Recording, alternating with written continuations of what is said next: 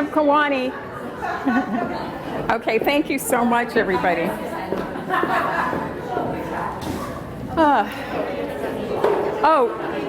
Did that? Oh, you know what? They didn't get to hold their books up, they said. Poor thing has to go back. Okay, we'll do a 1, 2, 3 this time. Okay. Yeah.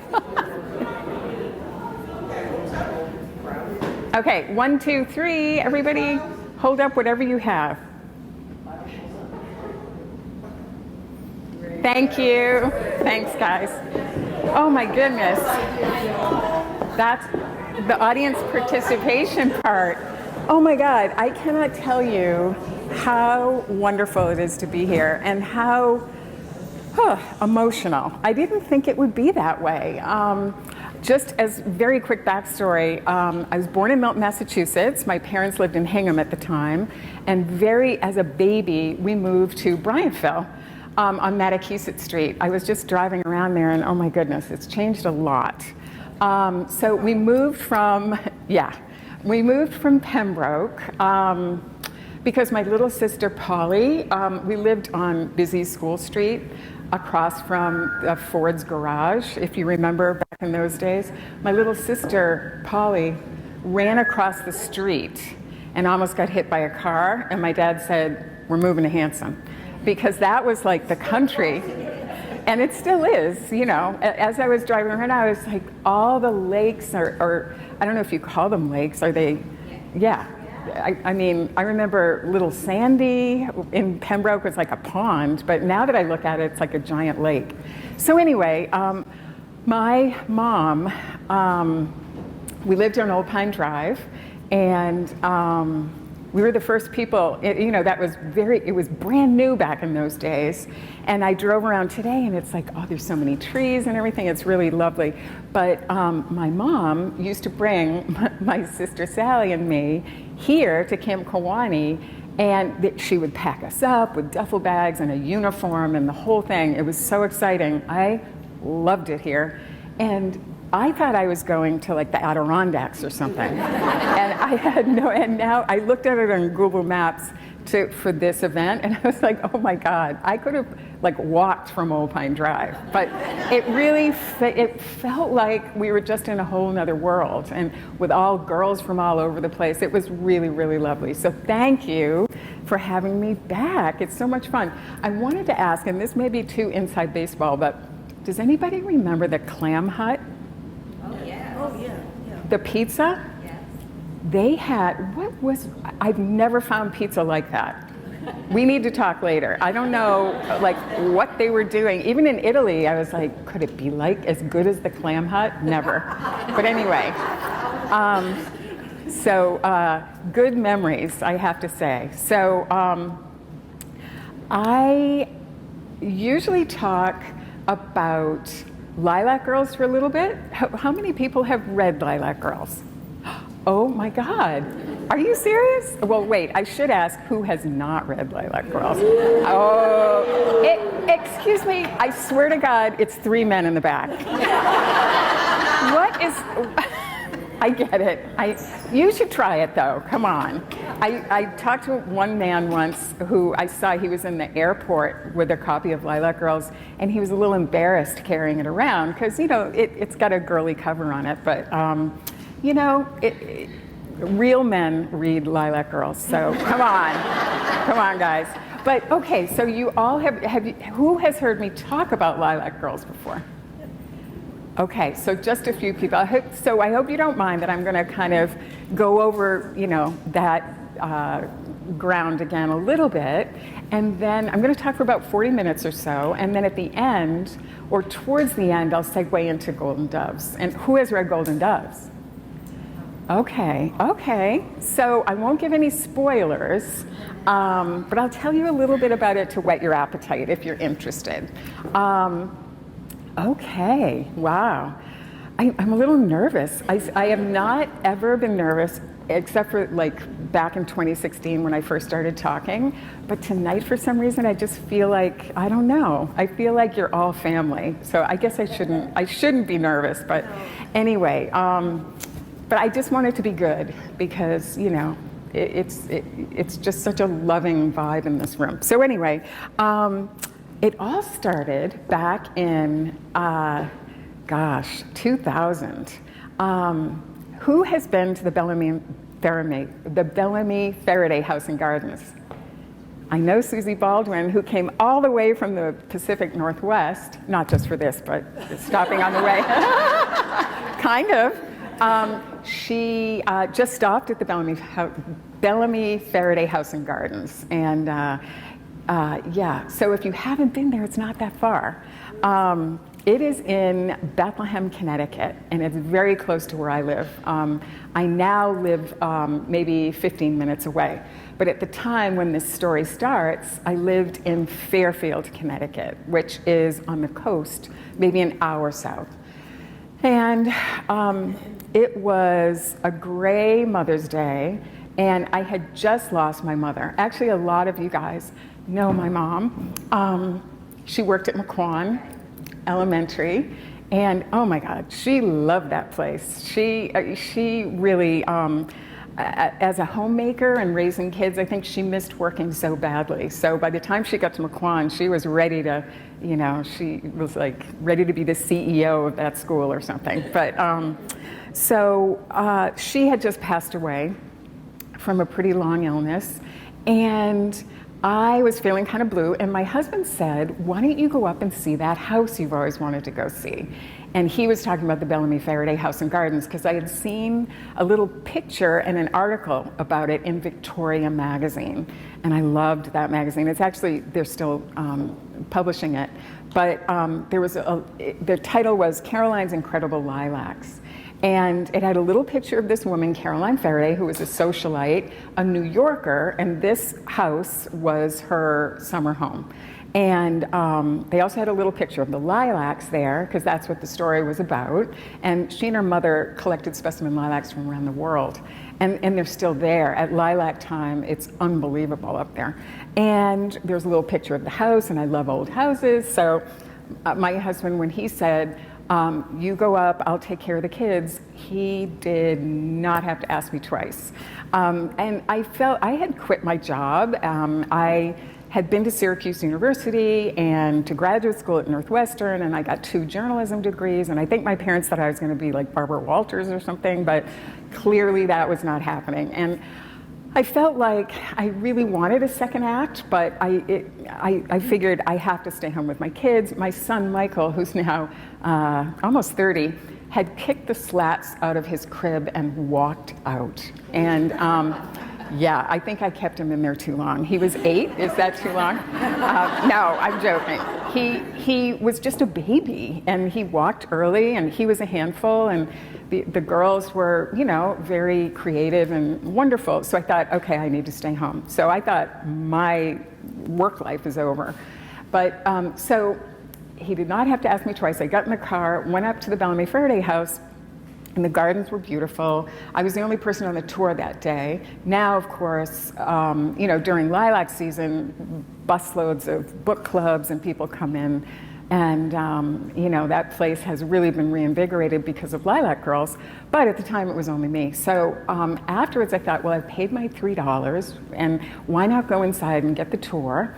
And it was fine, you know. It was about Joseph Bellamy, who was, you know, a minister in the 1700s, and, you know, it wasn't until we got to the second floor when I really started paying attention, because she started talking about Caroline Faraday. And I thought, this is an unbelievable woman. And there was we went to her desk on the landing outside of her mother's bedroom, and she was a real Francophile. And she had pictures of Charles de Gaulle and Napoleon Bonaparte. And I was drawn to a small photograph of maybe 50 or so ladies lined up for a picture, and I asked the docent, who are those women? And she said, oh, those are the rabbits. Those are Polish Catholic women who were experimented on at Ravensbrück concentration camp. They were just Girl Scouts. The youngest was 14. And Hitler used them as his laboratory animals to test the efficacy of sulfa drugs. And Caroline, after the war, because the rabbits got to know Genevieve de Gaulle at Ravensbrück, the concentration camp. And Genevieve, after the war, when she survived, she said to Caroline, would you bring these women to the United States, help them, because they're really suffering, because their legs have been opened and gangrene put in there. It was horrible. So Caroline agreed to do that. And you all know the story, except for the 3 men. Yeah, and I just was captivated by that. So I went home, and in those days you could buy a lilac there, one of Caroline's lilacs. And I went home that night and I had the lilac in the back and it was perfuming the car. And I don't know what happened to me that day, but I got possessed. I think it was my mom, it was Caroline working in tandem. So I started going up there and just researching, because Caroline had left her archives to the public. You can still just go up there if you're researching a book. So I spent the next 5 years just going up there and researching. And it was really interesting. I had no concept of a book or writing a book, never had that desire ever. And my husband then got a job down in Atlanta as the CEO of the Weather Channel. And we were all excited, and we took the slack kicker with us down to my son Michael, down with us to Atlanta, but the other 2 were launched at that point. But before we left, there was a woman, my husband and I went to see God of Carnage on Broadway with James Gandolfini, and afterwards we went out with our hosts, and the female half, Betty Sargent, said, you know, I just started talking about these women, these Polish Catholic ladies, and she said, oh, we have a new Polish daughter-in-law, and you should write this. This would make a great novel. And she said, all I need is a chapter. And I said, oh, I don't know, I couldn't do that. And she said, well, did Mike tell you I'm a book editor? And I said, no, Mike did not tell me you're a book editor. And she said, please do it and send me a chapter. And so I thought, well, that's crazy. I'm not, how do you write a book? I'm not, you know, I thought that you had to go to school for that or something. So we moved to Atlanta, and I had no friends. I know it sounds really pathetic, and it actually was, you know, the northern lady with no friends. But it's actually good if you're going to write a book to not have friends. And I actually tried to make friends. My son Michael was going to this really cool school in Atlanta, and I would, you know, make lunch dates with his friends' moms, and all I could talk about was my research in concentration camps and things. And the poor mother that was there with me, one of them actually said, I thought we were going to talk about something else besides concentration camps, but I guess we're not. And I was like, I'm so sorry. One day I dropped my son off at school, and I did my usual. I went to the Starbucks drive-through, and I ordered my usual decaf cappuccino grande. And by mistake, the barista gave me a caffeinated one, and I went home and Lilac Girl started pouring out. It was unbelievable. I had been to Notre Dame in Hingham, went with my best friend, Joan Sullivan, and some of the best years of my life. And I remember the nuns used to talk about marrying Jesus, and I used to just think, what is that? And they had this look of ecstasy on their faces, and I thought, well, I'm never going to have that. I'm not going to be a nun. So, but that day when I started writing, I thought, this is my ecstasy. I just thought, why did I not do this before? This is my second act. So I wrote, and like a crazy person, and sent my chapters to Betty. And she said, great, keep going, but you need dialogue. And I said, well, I don't know what they said. And she said, it's a novel, make it up. So I was like, okay. I went to Google, figured out how to write a book. So, yeah, I know I make it sound, I'm starting to figure it out at this point. But eventually, and that took a long time because I really didn't know what I was doing. And my husband one day came and said, you need to send this book out. And it was kind of done, but I kept going back and doing stuff. And but it was around the holidays, and I had gone online and it said, do not query, and that's how you get a book contract. You query an agent, you send a little thing this big, a little paragraph talking about your book, and if they like it, they ask for a full manuscript or a partial. So I sent it out to 5 agents, and I thought, you know what, I'll just self-publish it. It's just a story that I like, and nobody will care.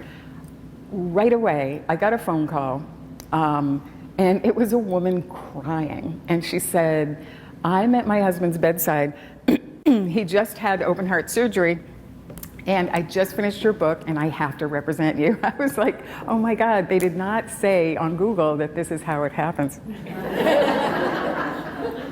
So the holidays came and went, more offers came in, and I finally picked the agent that I have today, Alexandra Machinist, and she said, I will represent you, but you have to go back and change the Herta character. She said, my grandparents were Holocaust survivors, and ever since I was 14, I've been reading Nazi memoirs, trying to figure out why. Why did they do this to the Jews? Your women are Catholic, they're not Jewish, but show me through Herta. She was, if you haven't read it, guys, the character of Herta is a Nazi doctor, the only female doctor at Ravensbrück concentration camp, which was only for women. So she wanted me to change Herta and make her more kind of real, and because I had made her kind of stereotypically cliched and very, just one note bad. So I went back and I changed Herta, and I came back a year later, and she read it and said, great, let's go wide with it, which I had no idea what that meant, but it means sending it to a lot of publishing houses. And to make a long story short, it went to auction and it got published. And during that time, I had been to Ravensbrück with my son Michael, and we had an amazing trip. And we went to Poland. We took the same train route that the women were forced to take when they went across the country when they were arrested. It was an incredible trip. But once the book was published and it was ready to go, I took a second trip with a friend. I actually had made a friend in Atlanta. I know, hard to believe, but her name's Stacy. She's actually doing a documentary on the rabbits in Caroline, which it's going to be amazing. It's not ready quite yet, but it's coming out soon, I hope. And we got to meet 2 of the rabbits, and it was, oh my God. When they say, if you could meet anyone, who would it be?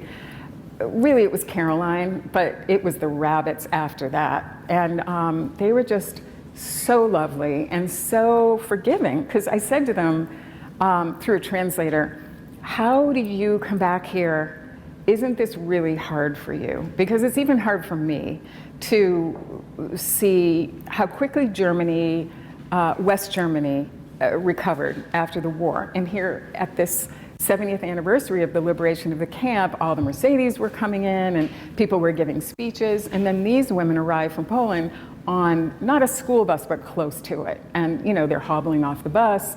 And I just thought, how do you do it? And she said, when we went home to Poland, and only 54 of them survived out of 72.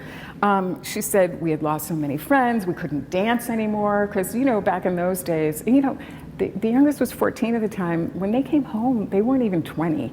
And she said it was really, we all wanted to just hang it up.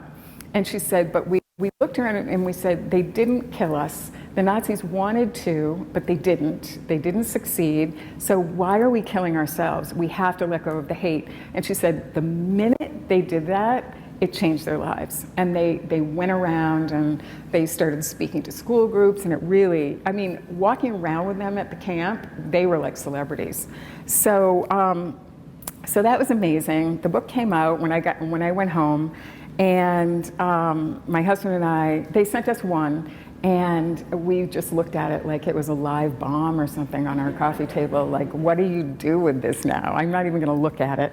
But so a synagogue called me from Long Island and said, well, we might want you to come and speak, but we haven't read the book. Can you send it to us? This was pre stuff.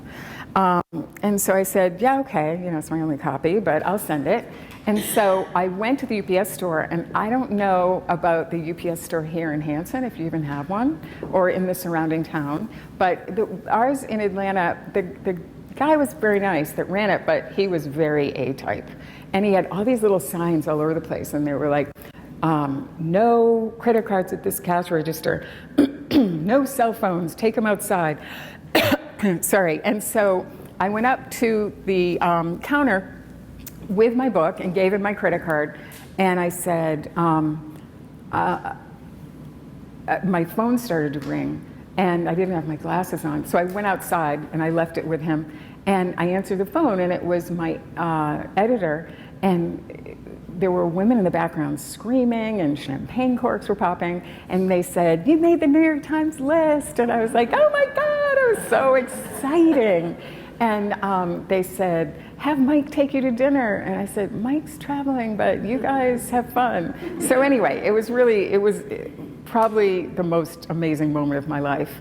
And I walked back in after that, and I said to the UPS guy, you may wonder what that phone call was all about.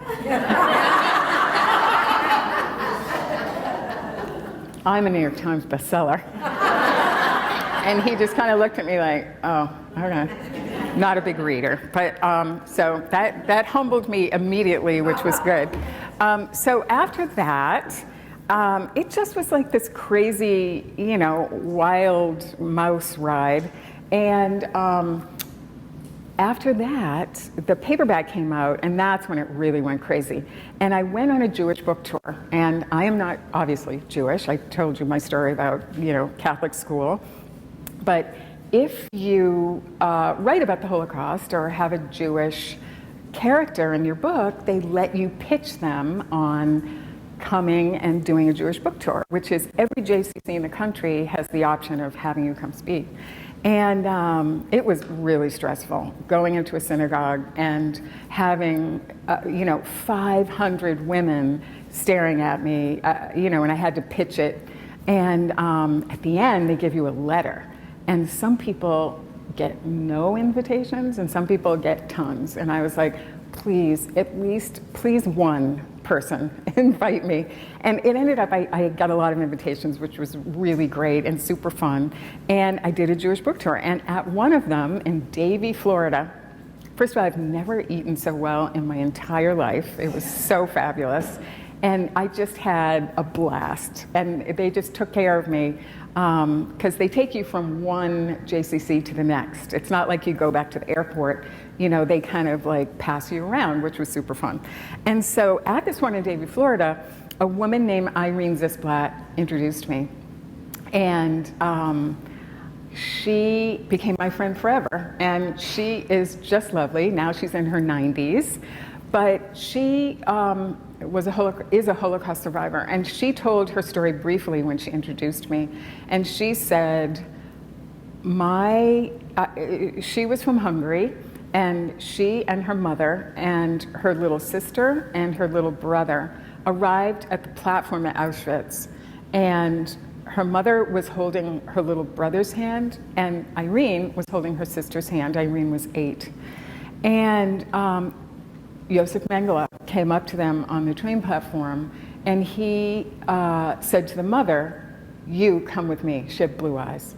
And she said, I'm not leaving my children. And he said, okay, fine, I'm taking her. Irene had green eyes. And he took his famous baton, and he hit their hands, and he separated her from her little sister. And her mother, as Joseph Mengele took Irene away, called out to her, I will find you, don't worry. So that night, Irene was in the block. They had a special block for his experiments on eye color. And she went to the door, and she kept going, looking for her mother. And the Blokova said, get back in your bed. What are you doing? And she said, my mother said she's coming to get me. And the Blokova said, see that chimney? That's your mother. Get back to bed. So that story haunted me for I mean, we went back to the Days Inn where I was staying, and Irene's daughter drove me with Irene, and we sat in the parking lot, and Irene told me her whole story. I mean, that was just the beginning of it. She has a wonderful memoir called The Fifth Diamond, because her mother had her swallow 4 diamonds on the platform and told her, you recover those diamonds, you keep those, that's all we have as a family. And now she wears them when she speaks, and they're 4 diamonds, and she's the 5th diamond. But anyway, after the talk, I was just blown away to meet her, and she had a little pin that she was wearing, and it was Hebrew letters, and I admired it, and she said, she took it off and she pinned it on me, and she said, this means never forget. And I just thought, I mean, that night really changed me. So I thought, I have to write these 2 more books about Carol. I was already contracted, but when I'm done with those, I'm gonna write a book about how all of the guys like Mengele just got away. Like, what happened? And so that's what I did. I dug, and that was how Golden Doves was born. And I started finding that there were 3 ways that Nazis escaped. One, not really escaped, like Herta Oberhaus, they were put in jail and then let out by the American government. After the war, in the 50s, people started getting sick of the whole thing, and they just wanted to let all those Nazis out. So that was one way. Another way was, I don't know if you've read Operation Paperclip, but it was a US program that they brought scientists. It was covert. They put a paperclip on the files of the guys, the Nazis that they wanted to bring to the United States, like Werner Braun, people like that. So that was another way.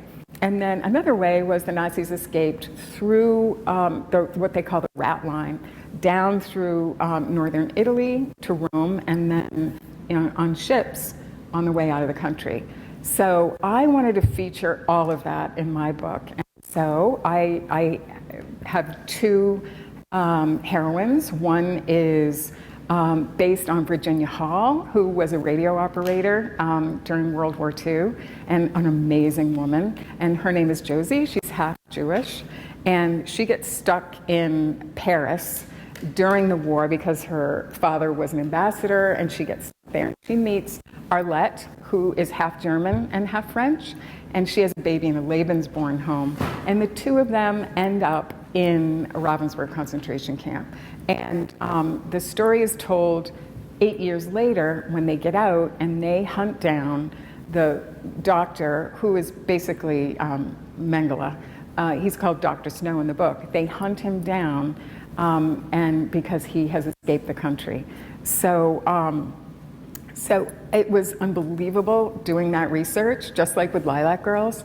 I took my husband this time with me to Italy. The minute COVID restrictions were lifted, I was like, we are going to Italy, because I was dying to see the Golden Cross, for example, where Mengele had stayed. It's still there. It's like, it's like a youth hostel. And so my husband and I did that tour. And because the Vatican, if you have read Golden Doves, and this isn't a spoiler, was complicit in helping the Nazis get out of the country. I mean, that's a well-known fact now, but it was also the US government that helped the Vatican get the Nazis out.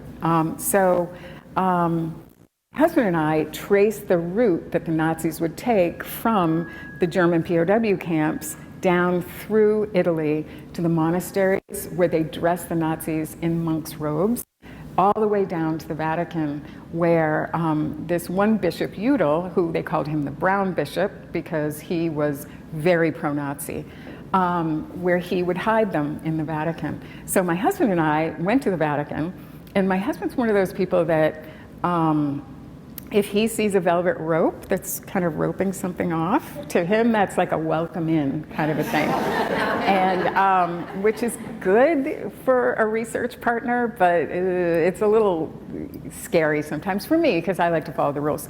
But we went to this one church, it's called Del Anima, and that is where Bishop Udall was, he was the rector there. And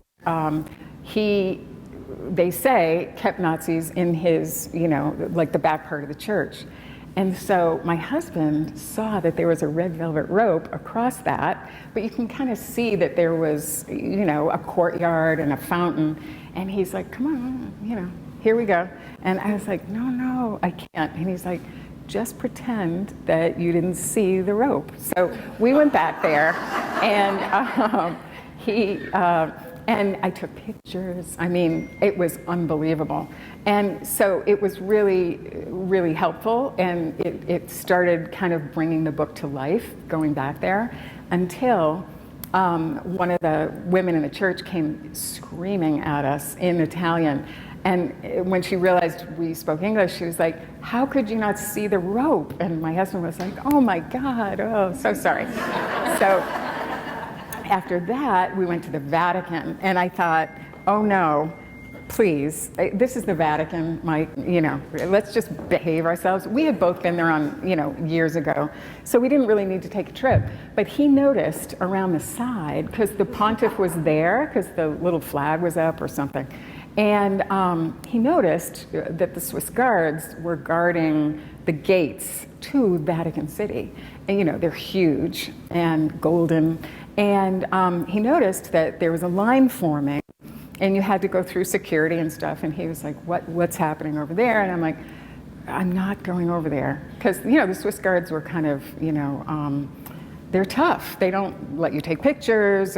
And so he's like, let's just go stand in that line. And so he said, what is that line?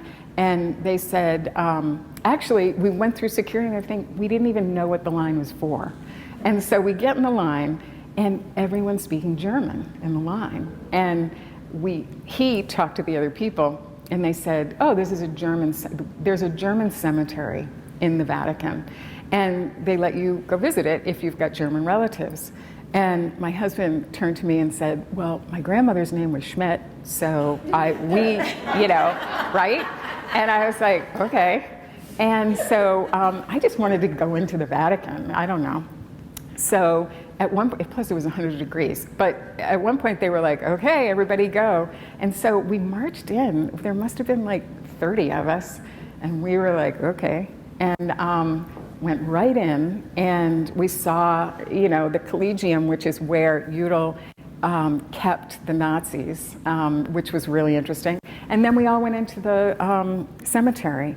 And we're looking around, and I said, I doubt Bishop Udall's buried in here. He's like a stain on the Catholic Church, because people, there's a big controversy. How could the Pope have let him do that? So we're looking around, and my husband comes to me with like these plastic protected sheets with names on them, and he said, look, Bishop Udall, he's buried in here. And I was like, no way. Because it's very beautiful with palm trees and mosaics. They have the Stations of the Cross, all done in these gorgeous mosaics around the outside. And the fancy people are buried in those. So we go around, and we come to one of the Stations of the Cross, and it is the women help Jesus, the women in the town. And it's kind of like the Good Samaritan in a way. And my husband said, look who's buried here. And it was Bishop Udall. And we both just went, oh my God. So to the Vatican, Bishop Udall wasn't a bad guy. To them, he was the Good Samaritan. So that totally freaked us out. We were like, we were in the Da Vinci Code or something. We were like, we have to get out of here. But anyway, so after that, Golden Doves came out, and it was a big hit, and the paperback is coming out in the spring. It's so exciting. So I mean, that is basically my whole story. But I want to say that if anyone ever says to you, why don't you go up and see that house you've always wanted to go see, or that museum, or that whatever, go. because you never know. It could be your second act. Thank you so much, everybody. Thank you.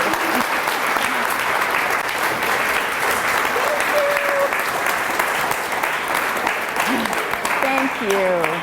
Thank you so much. You guys are a great audience. Now, I am happy to answer questions, anything that your little heart desires. Yes. Your first 3 books, I thought it was interesting that they were written backwards. Was that your intention? When did you have that thought that you could go back? That's such a great question. Yes, my Lilac Girls is World War II.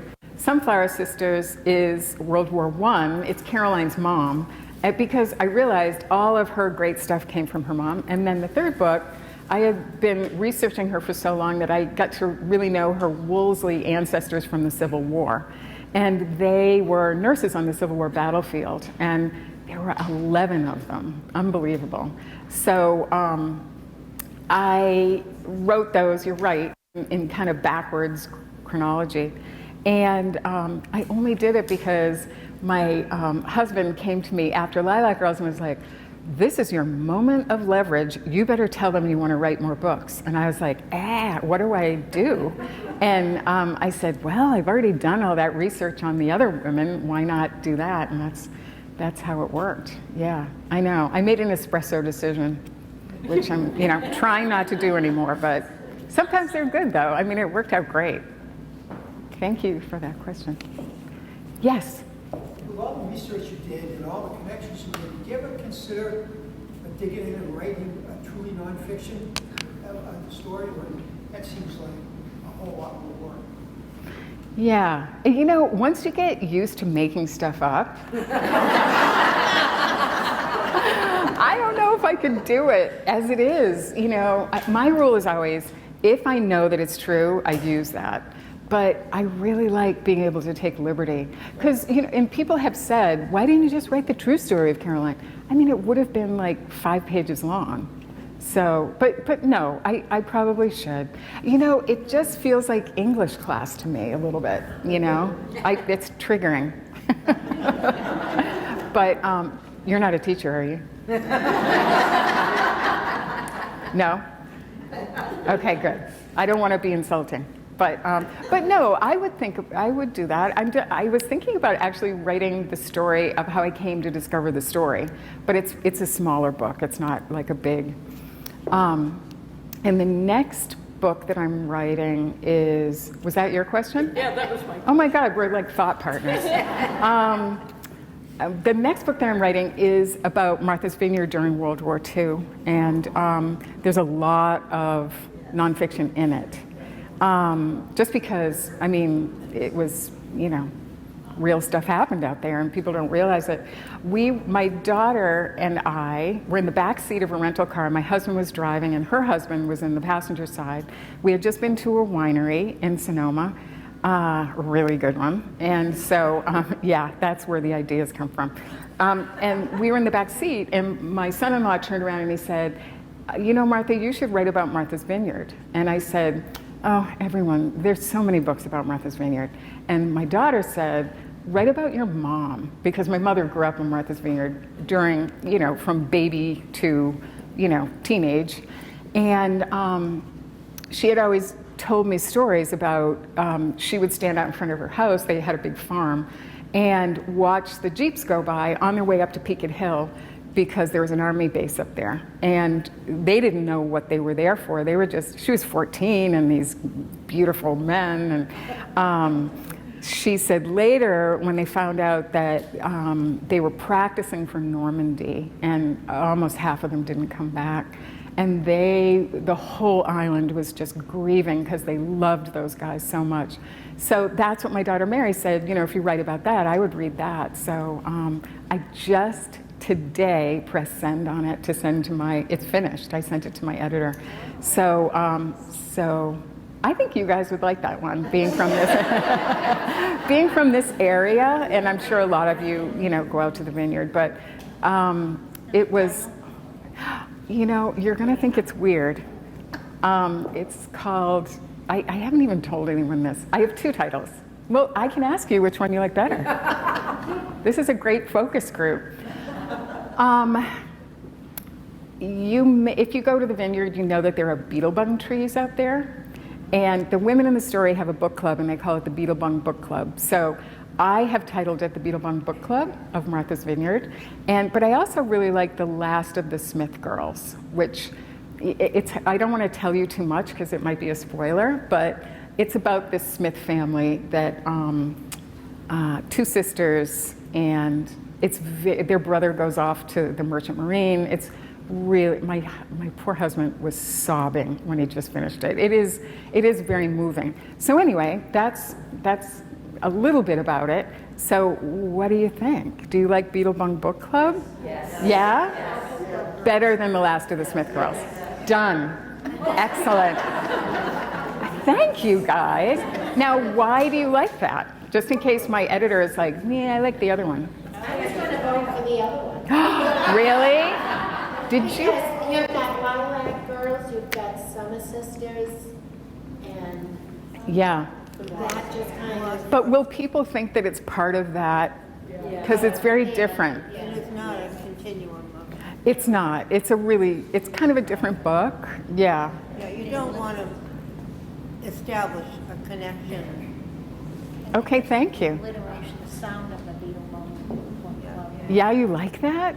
Okay, because my first editor was like, too much alliteration, because originally I had the Beetlebung Book and Beach Club. But you like the Beetlebung Book Club? Yes. Okay, done. You know, I feel like I have my mom with me in the room because you're like, you know, if I put you all together, that would be my mom. It's really awesome. Well, thank you so much. Anybody else have any more questions? Yes. I'm curious what your research process is, or if you have a strategy on how you approach the research for each of your books. Wow. I wish I did have a strategy. I guess maybe I should. No, I just, you know, anything that interests me. And I figure if it's interesting to me, then I'm putting it in, because that's what I learned with Lilac Girls. Yeah, that's kind of my research. I mean, I grew up going to Martha's Vineyard. I mean, 66 years I've been going there. So I have a really long, I didn't really have to do that part, but in a way, you know, I had never been up to Beacon Hill. You know, the Army installation, the spot, is the highest spot in the island. You can hike up there. I had never even been there. So I did that. And what I do is, like, they have a wonderful museum there on Martha's Vineyard now. It's the old Maritime Hospital.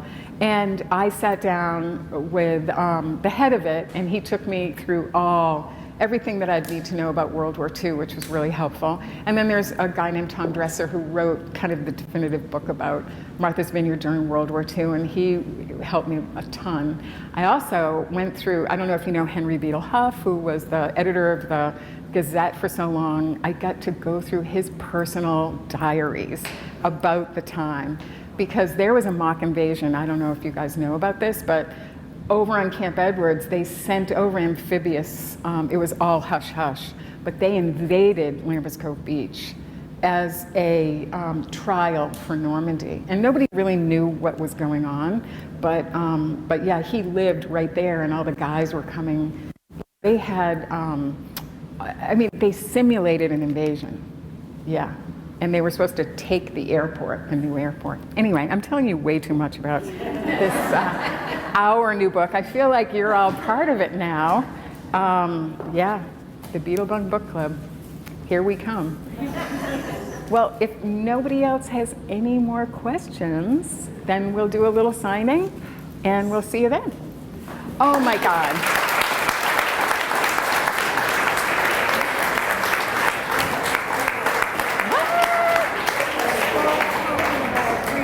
Are you serious? With Hanson Islands. Oh my God, a Hanson book? Yes, 2 books. And the raw honey comes from Channel Homestead. Oh my God, thank you so much. Oh, you're welcome. So I really nice of you. enjoyed this. I will